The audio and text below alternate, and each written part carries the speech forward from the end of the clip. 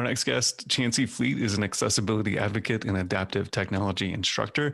She coordinates technology education programs at the New York Public Library's Andrew High School Braille and Talking Book Library. Please welcome Chancey Fleet.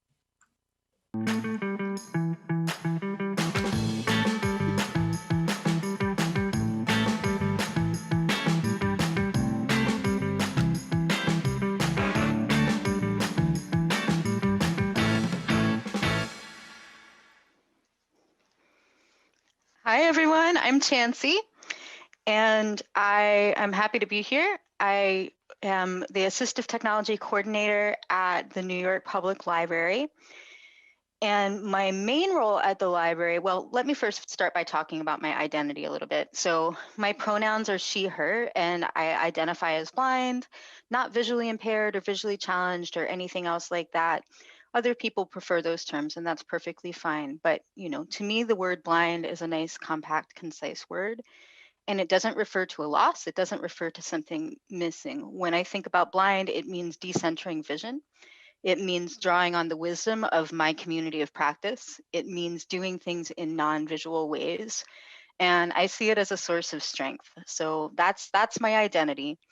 So I joined the library, the New York Public Library, as a volunteer back in 2010 because fellow activists in my community, in the disability and blind community, realized that when we wanted to learn about technology, it was really easy for us because we had each other.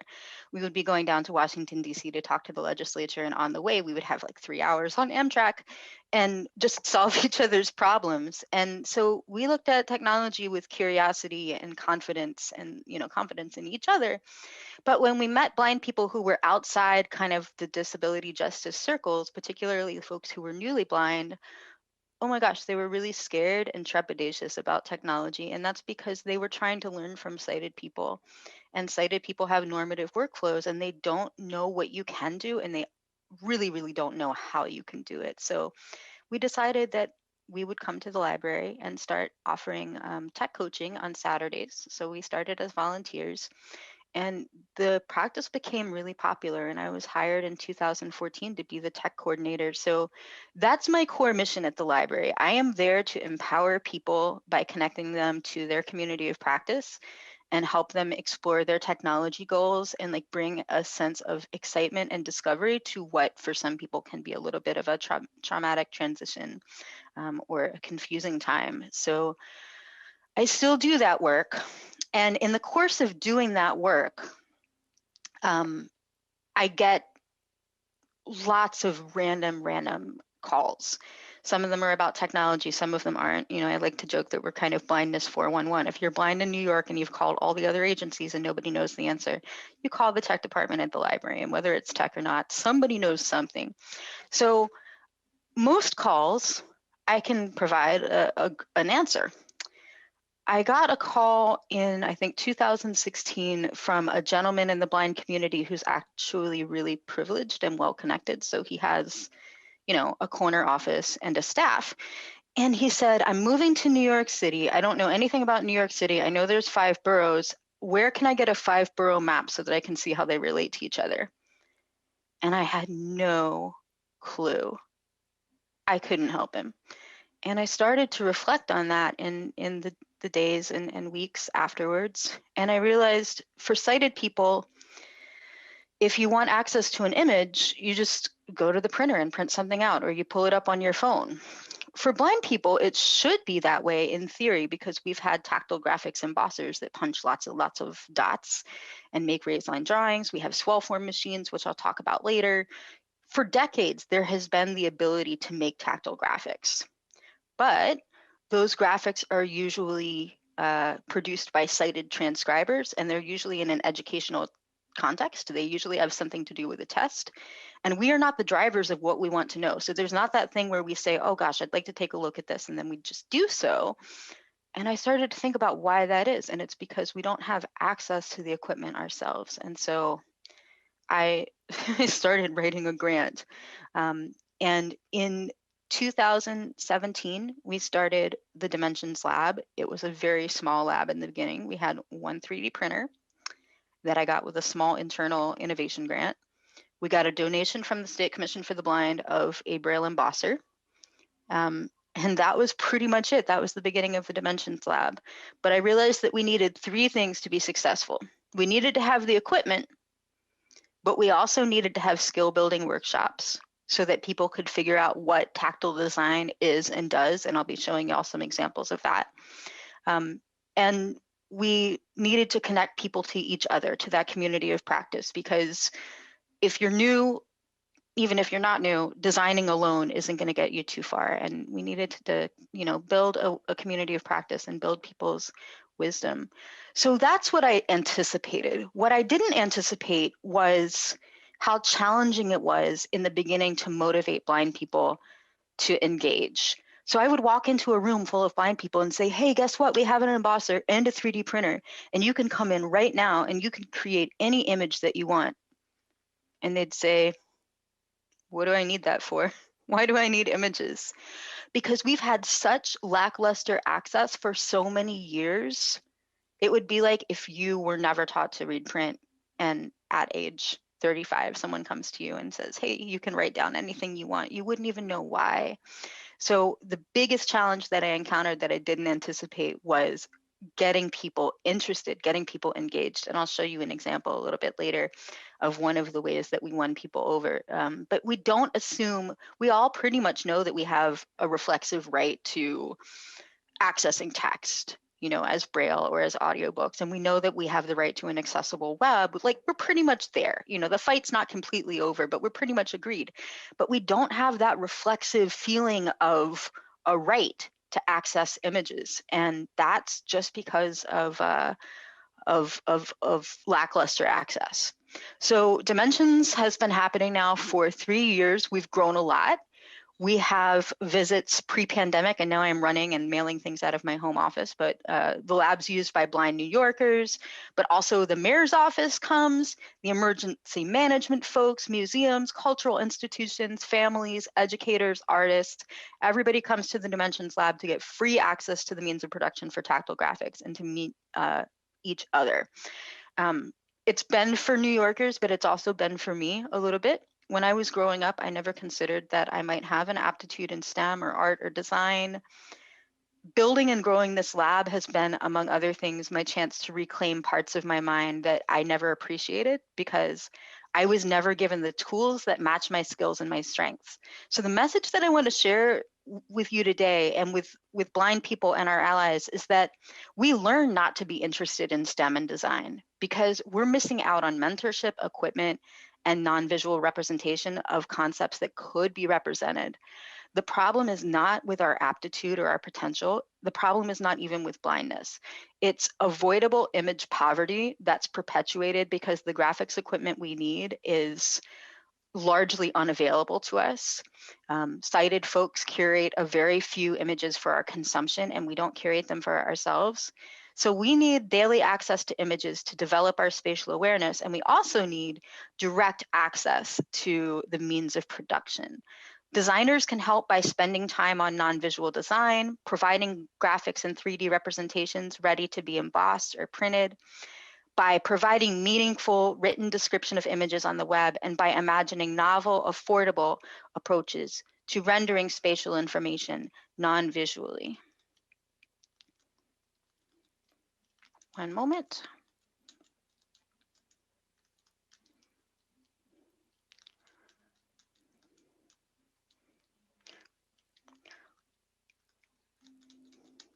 Do you know what? I can't focus on the slide advancer. So if I'll just say advance and we'll just call that good. All right, next slide. So this is the non-visual, this is the NYC Five-borough map. This was designed in Illustrator.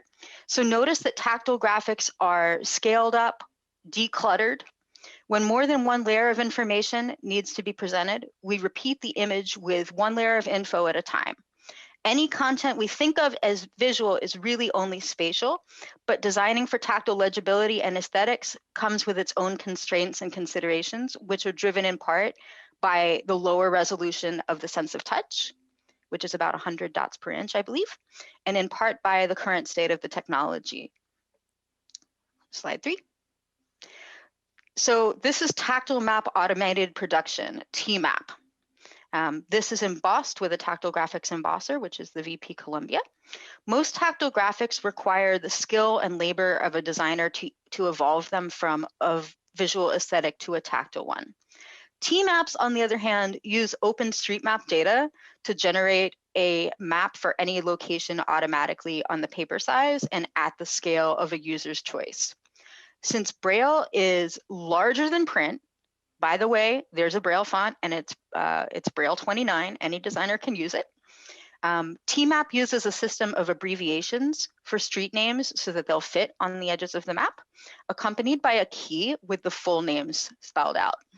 A TMAP shows only streets and pedestrian pathways. Those are a solid and a dotted line respectively. This one just shows streets because there aren't any pedestrian paths in this area. The only other symbols are a scale marker, a north pointing indicator, and the "you are here" circle. The goal of a TMAP is to portray how streets and pathways relate to one another. It does this exceptionally well, and it does not try to do anything extraneous. That's good tactile design. TMAP is also a powerful example of how automation can be used to democratize access to maps, charts, and graphs that reliably employ a consistent symbol set. By the way, notice the importance of concise Braille here. Every year, a cited journalist somewhere does a think piece about whether Braille is dying, now that we have technology for text, like text-to-speech, to read for us. Print has been around for thousands of years. Braille will turn 200 years old in 2024. In that short time, we've gone from zero to digital and developed unique codes for mathematics and science, music, and languages. Sighted folks are very excited about text-to-speech for our community, but no one is so excited that they've given up their own visual computer or phone screens in favor of audio. Braille is tangible, precise, and rapidly evolving. It's true that Braille literacy is in decline, but that's because of education policy for youth and adult students. Braille is still indispensable. Slide 4. So this is just a cursive upper and lowercase alphabet that's been hand-drawn and scanned by the person with the best handwriting in the library. During the early days of Dimensions, when we needed to convince blind people that images have something to offer them, this was one of our most successful enticements. Almost everybody wants to improve their signature. Folks could emboss or keep this reference sheet and practice by writing with a regular pen and paper over a semi-soft surface like rubber or a cutting board. We also have one of these for standard print. Slide 5. This is Flattening the Curve. It was also designed in Illustrator. So sometimes images are literally a matter of life and death. And I'm sorry to show you pandemic content, but it's important and we have to deal with it in our community. Naomi Rosenberg of the Lighthouse in San Francisco created this in March and now also produces a weekly line graph plotting new cases nationwide. Naomi knows that most people don't have an embosser at home. Embossers are pretty expensive and it's unusual for a private a home person to have one. So she also designed a mirror image version that a sighted friend or family member can trace on a soft surface and flip over for a homemade raised line drawing. Pretty innovative. We've been doing a lot of DIY tactile graphics with what we have at home at the library. That's a Zoom that we do. Slide 6. So these are one of my favorite things that we've done. These are cuneiform tablets reproduced with photogrammetry and 3D printing. So when I was little, there were pictures of these in our textbooks, but not for me. Sighted transcribers call any image that isn't on a test eye candy and don't reproduce it. So I always imagined that these were huge, like maybe the size of books, really heavy, monumental things. But now I know that they're small enough to fit in the palm of your hand, and they're so deeply inscribed that a blind person with the right training probably could have read and written them more easily than my contemporaries can deal with print. And these go out in classroom kits for students. Blind and sighted students can enjoy 3D representations. We have the originals in our NYPL Rare Books division. Obviously, people are not allowed to touch them, but people can handle these representations, which are represented at scale. Next slide. So this is the amazing colorless color wheel. So obviously we don't perceive color, most of us, but we need to know enough about it to design for those who do. We live in a world that cares about color, especially online. So this graphic is by our community partner, Claire Kearney-Volpe, and it's used in our intro to HTML and CSS class for blind students. We actually ran that virtually during the pandemic and mailed out these tactile graphics. It's safe to mail Braille after 96 hours, in case you're curious. And this shows the basics of how colors relate to each other. It's simple and it's an abstraction, but it's enough to guide a very new designer away from making big mistakes. Next slide. So here is a continuity tester that someone's checking out. This was made with swellform, so that's a microcapsule paper, and when you run it through a heated machine, the ink gets raised. It's by Lauren Race, tactileschematics.com. We use this graphic in our blind soldering intensive at NYU. And you can check out Lauren's website for a full flight of free downloadable graphics for physical computing. She's a fellow at NYU ITP right now. She was a grad student there. And after spending time with us at Dimensions, she decided to dedicate her master's thesis to tactile representations for physical computing, which was an amazing gift to the community. Next slide.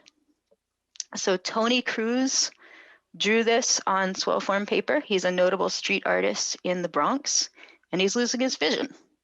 So our lab is a place where he can experiment with graffiti as a non-visual art form, because when you're transitioning, it doesn't mean that you have to lose out on the things that you love. He created this piece in about 2 minutes and made 30 more unique pieces to take to the Metropolitan Museum of Art, where he's teaching graffiti art to other blind folks. He did this with a bold pen, again, on the microcapsule paper that goes through the swellform machine.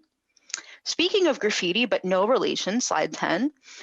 This is a dynamic tactile display. It's the first digital graphics display for tactile on the market. It's pretty expensive, and it's very low resolution, only 40 by 60 pins, individually addressable with 4 possible heights. So it's still a preview of what it may mean for blind people when digital displays start allowing us to access and create graphics in real time. So for example, I use OpenSCAD to make 3D designs with code because the graphical interfaces are not accessible. Until now, I've had to print out the first few layers of an object to detect any critical errors or work with an interpreter who may or may not understand what I'm asking. But with the graffiti, I can pan and zoom to explore the on-screen rendering of an object from any side. At this resolution, I might not notice subtle issues, and the aesthetics are not ideal, but I can quickly identify show-stopping issues with sizing and alignment and that kind of thing. Next slide. So I want to tell you about now some things that you can directly do without access to all of this equipment, because we're all quarantining. No one's going out tomorrow and getting a tactile graphics embosser. I understand. So this is UDescribe, DIY video description. This allows you to sync your homemade description that you voiced yourself with any YouTube video. It doesn't alter the video. It uses 2 parallel tracks, the video and then your voice track, so that you can edit your voice tracks anytime you want. You can edit individual clips. You can leave the original video unaltered, so you're not committing a copyright violation. Descriptions can play while the action is happening, or they can extend. So the video waits, you insert your description, and then the video will proceed. This is at udescribe.org. Anybody can do it. You can do a SSO sign-in, and it's absolutely free. And it's a great way to make your own content or other people's content that you love accessible. Slide 12, please. All right. This is something everybody can do and everyone should do. You could do it today. So I'm going to tell you, I have a link there about alt text for Twitter, but we can also use alt text on Facebook and Instagram and CMS platforms. Most platforms have a way to do alt text.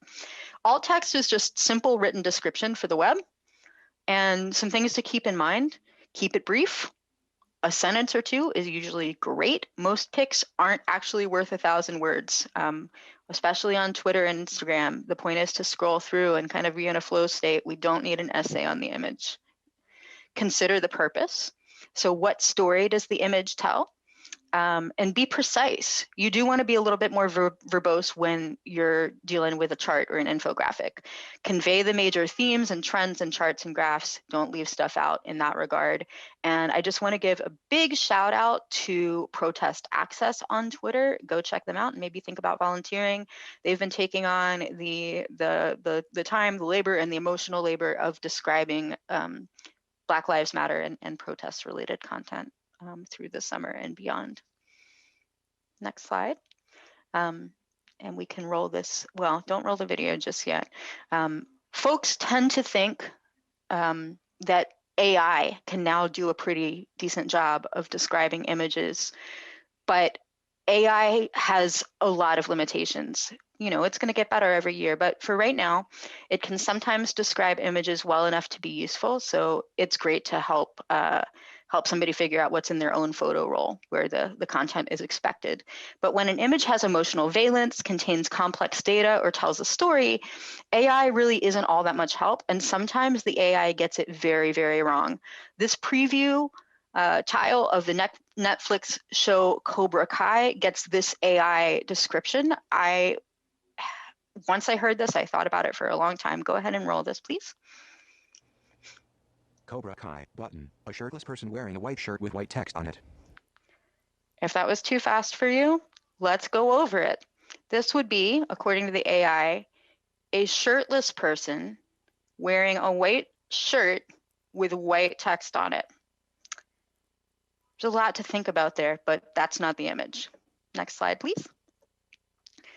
So another thing that we can access wherever we are without too much special equipment is sonification, data as rhythm and music.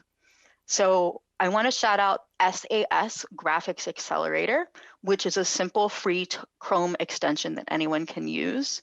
And it relies on importing CSV data from data sets, and then the user can isolate whichever variables they want to kind of zoom in on the data and experience it through audio and text-to-speech. So tones rise in pitch with high values, low tones or low pitches. And it's very easy to tell about trends and curves from the relative pitches. Stereo panning marks the passage of time from left to right, so you know where you are relatively in the data set. Tones can play continuously, or movement in the set can be controlled with the arrow keys. So you can either just hear the whole thing, hear the gist, or you can use the arrows to go back and examine any point in the data set. And text-to-speech complements those tones with precise data values. This is really valuable for understanding COVID trends, for understanding stocks, any kind of trends that you want to see in a large data set that frankly might be a little harder to portray with today's technology and tactile graphics. No special equipment required, totally free, works with CSV data, so no extra prep work has to be done by a designer. I also want to shout out the Financial Times, who did an experiment with rendering the yield curve in music, and you can check out later that YouTube video and hear it for yourself. All right, final slide. So it's not a text-only world. Images matter. Spatial relationships matter, not only to sighted people, but to all of us. And I want to give you a couple calls to action. I need you to lend your design skills and expertise to beautiful, legible, tactile designs or audio-enriched designs. And I need you to help blind people who are up and coming in the tech and design industries to feel welcome and understand concepts in design. I need everybody to alt text and describe your own work and the work that you love that belongs to other people. And we all need to imagine novel, affordable ways to convey images and data through touch and sound, because the state of the art right now is pretty expensive, pretty sparse, and available only to a few. I'd like you to think about designing not just for us, but with us. Blindness is a valuable frame for decentering vision in favor of other ways of knowing. And our design aesthetic, constant and reflexive ability to gain access through problem solving, and our non-immersion in stale visual design conventions are potentially very strong assets to design teams. I believe that we can end image poverty in our community together. And I believe that our community and yours have so much to offer one another. Thank you.